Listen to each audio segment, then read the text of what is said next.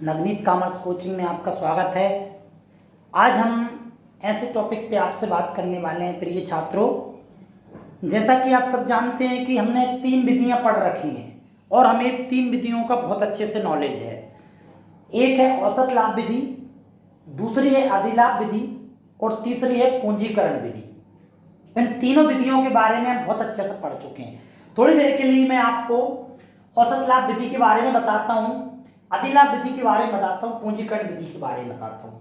ये तीनों विधियों को पहली तो इंग्लिश में इसको बोला जाता है एवरेज प्रॉफिट मेथड और इसको बोला जाता है सुपर प्रॉफिट मेथड और तीसरे नंबर की को बोला जाता है कैपिटलाइजेशन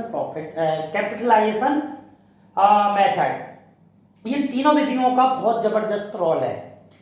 हम इन तीनों विधियों का प्रयोग किस चीज में करते हैं ये हमें बहुत अच्छे से जानकारी होना चाहिए। सबसे पहली बात तो हम इन 3 विधियों का प्रयोग प्यारे छात्रों ख्याति की कैलकुलेशन करने के लिए करते हैं। ख्याति को इंग्लिश में गुडविल कहा जाता है। हम ख्याति की कैलकुलेशन करने के लिए, ख्याति की गणना करने के लिए इन तीनों विधियों का प्रयोग किया जाता है। सवाल मन में ये उठता है कि औसत लाभ विधि क्या होती है। विगत वर्षों के कई लाभ होते हैं, विगत वर्षों के जो भी लाभ होते हैं उसमें से विगत वर्षों की संख्या का भाग देकर हम औसत लाभ ज्ञात कर सकते हैं। हमारे ख्याति में ख्याति की कैलकुलेशन करने के लिए औसत लाभ का बहुत बड़ा महत्व होता है। जैसे हम एक एग्जांपल देते हैं कि जैसे हम किसी भी प्रकार के कोई व्यंजन बनाते हैं, खाने पीने की वस्तुएं बनाते हैं तो हमें 19% हर चीज में नमक डलता है, 90% नमक हर चीज में डलता है। उसी प्रकार इन तीनों विधियों में एवरेज प्रॉफिट मींस औसत लाभ का बहुत बड़ा महत्व है। समझ पा रहे हो मेरी बात को अच्छे से कि औसत लाभ का बहुत बड़ा महत्व है, इसलिए औसत लाभ ज्ञात करना बहुत आवश्यक है। अब हम अधिलाभ विधि के बारे में जानेंगे। अतिरिक्त लाभ पर अधिलाभ विधि की गणना की जाती है। 30 नंबर पे आती है पूंजीकरण विधि। पूंजीकरण विधि को हम बचत विधि कहते हैं। बचत, जो हमने पैसा व्यवसाय में से विनियोग करके रख रखा है उस पर हम पूंजीकरण विधि को ज्ञात करते हैं। ये तीनों विधियां बहुत ही महत्वपूर्ण हैं। मैं आपसे एक प्रश्न करना चाह रहा था। मैं इस वीडियो में आपको ये बताना चाह रहा हूं कि हम तीनों विधियां बहुत अच्छे से कर लेते हैं और हमको ये तीनों विधियां आ भी जाती हैं, लेकिन हमको ये समझ में नहीं आता, जब एग्जाम में क्वेश्चन आता है तो हमको ये समझ में नहीं आता कि औसत लाभ विधि का प्रश्न है, अधिलाभ विधि का प्रश्न है, पूंजीकरण विधि का प्रश्न है। इन तीनों को प्रश्न जब हमारे पेपर में या एग्जाम में आते हैं तो हम एग्जाम टाइम में बड़े कंफ्यूज हो जाते हैं कि हम औसत लाभ विधि का फार्मूला लगाएं या अधिलाभ विधि का फार्मूला लगाएं या पूंजीकरण विधि का फार्मूला लगाएं।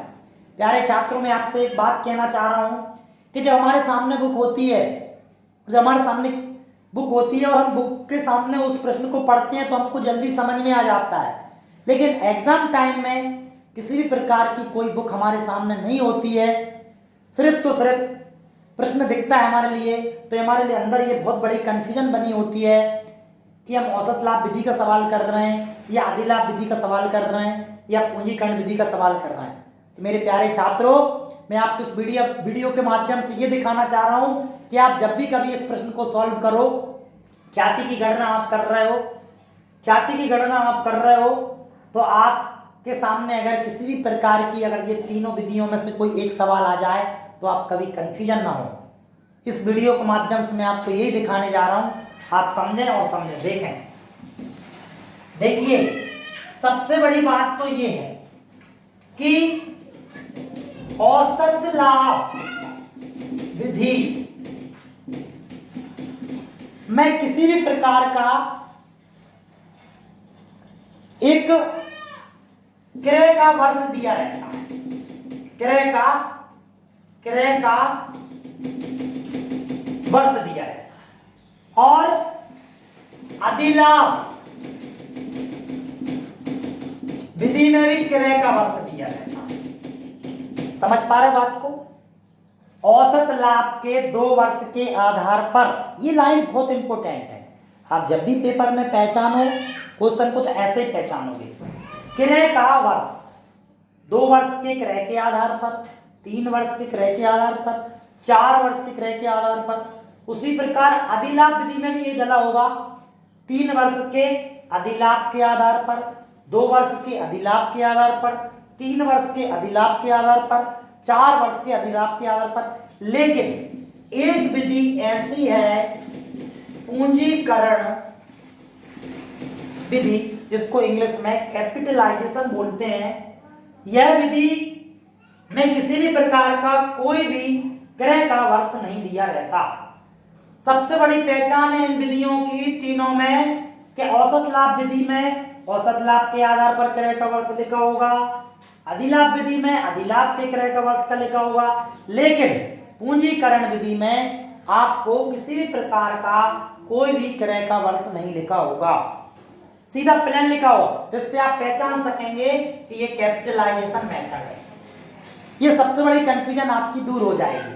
पूंजीकरण विधि में ऐसा कुछ नहीं लिखा होगा, सीधा सीधा पूंजीकरण विधि से सवाल कीजिए। लेकिन पूंजी सब में लिखी होगी, पूंजी भी लिखी होगी, औसत लाभ भी लिखा होगा, दर भी लिखी होगी।